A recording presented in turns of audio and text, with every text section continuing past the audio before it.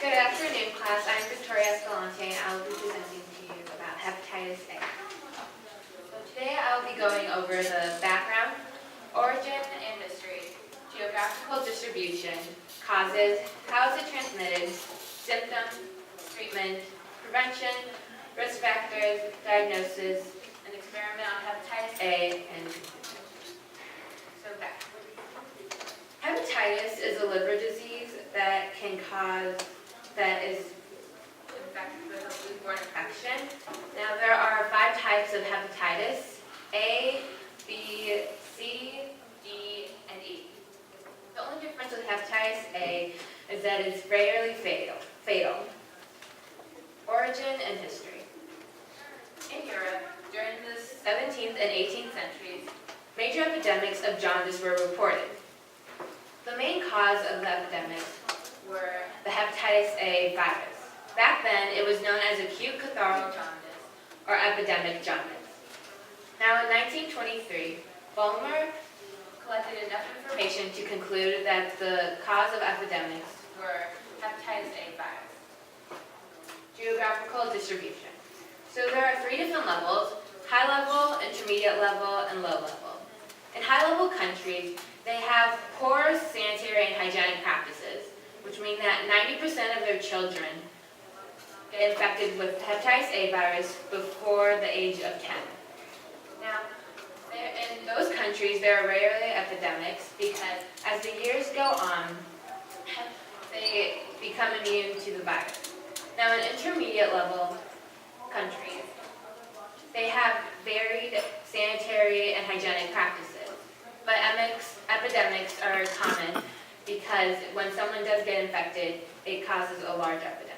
Now, in low-level countries, they have very well sanitary and hygienic practices. But when someone does get infected, it's because them themselves do not practice hygienic and sanitary practices. So, causes. So, hepatitis A is caused by hepatitis A virus, and it spreads to person who has not been vaccinated, and mainly through a foodborne infection. Transmission. So you can get hepatitis through food or water that is infected with the hepatitis A virus, also being in contact with the blood or stool that is infected with the hepatitis A, and lastly having sexual intercourse with someone who has hepatitis A. So basically being in contact or digesting anything that is infected with the hepatitis A virus can cause you to get infected. Symptoms. The symptoms do not appear till the virus has been in the body for a few weeks. And so the symptoms are fatigueness, abdominal pain or discomfort on the lower right side, nausea, vomiting, loss of appetite, dark urine, low-grade fever, jaundice, and muscle pain. Now, the host may not get all these symptoms at once, and the symptoms last for less than 2 months. But however, in some rare cases, it can last for about 6 months. If the symptoms last for 6 months, it does not mean that the case is more severe. Now, the symptoms that last for 6 months will go away eventually, but then reappear over the course of several weeks. And in very rare cases, hepatitis A can cause acute liver failure. Patients most likely at risk to get acute liver failure are patients who have chronic liver disease and other adults. So there is no specific treatment for hepatitis A. The body should clear the virus in a few weeks, but even though you should not ignore the symptoms. If you get drowsy, you should rest when needed so that you fully recuperate. To cope with the nausea and the struggling to gain calories, you should eat snacks throughout the day that have higher calories. And while the liver is healing, since it heals in 1 to 2 months, you should not drink alcohol. Now, you should also check your medication with your doctor because your doctor may tell you to discontinue the medication while your liver is recovering because the medication can cause the liver to not properly recover prevention. To prevent hepatitis, there's a hepatitis A vaccine. It comes in 2 doses. The first vaccine is followed up 6 months later with a booster shot.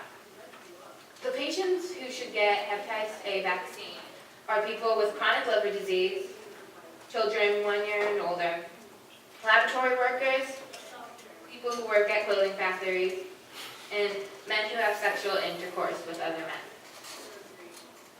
You should also have sanitary practices and good hygienic practices. So those practices are like you should wash your hands and not share toothbrushes, towels, or eating utensils. And lastly, when you're traveling to a country that has high risk of hepatitis A, you should boil the tap water or drink bottled water. Lastly, you should also peel and wash the fruit because you do not know if it is infected with the hepatitis A virus. Risk factors.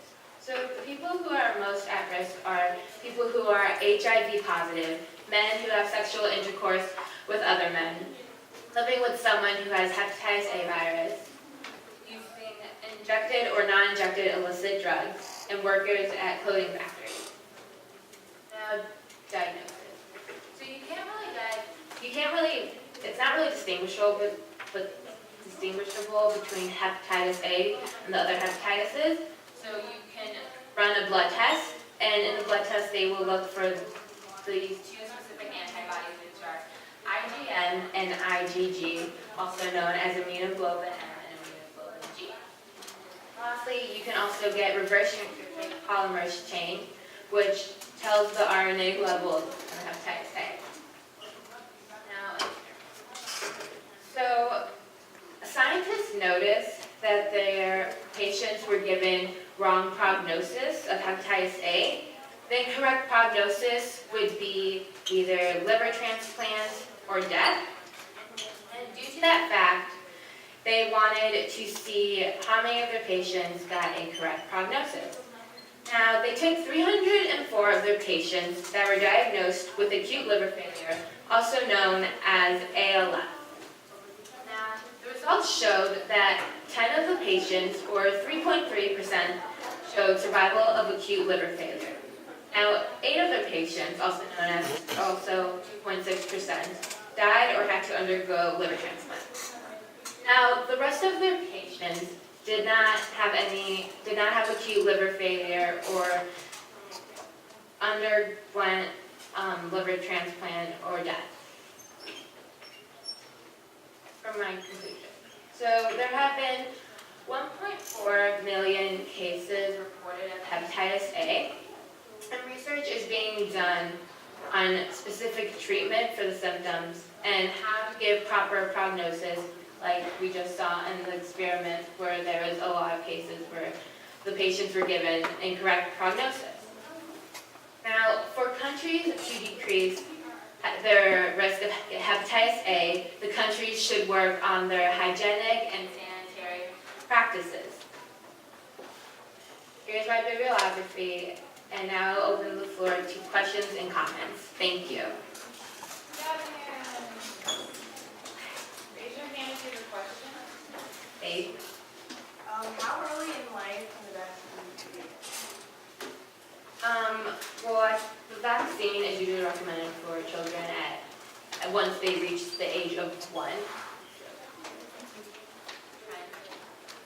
Why does high-level hepatitis rarely cause epidemics? But I would think that the high level would cause the most epidemics. So like we recently learned in science class, as the adults and the children who are in those countries, like before the children are like this point, they become immune to the virus, and as the years go on, they all become immune to the virus.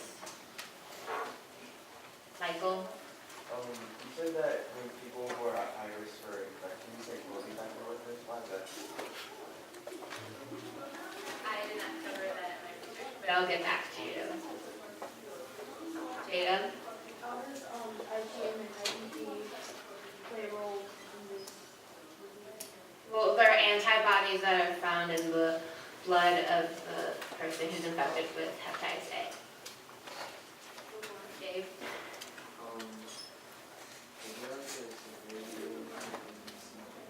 Can you repeat that again?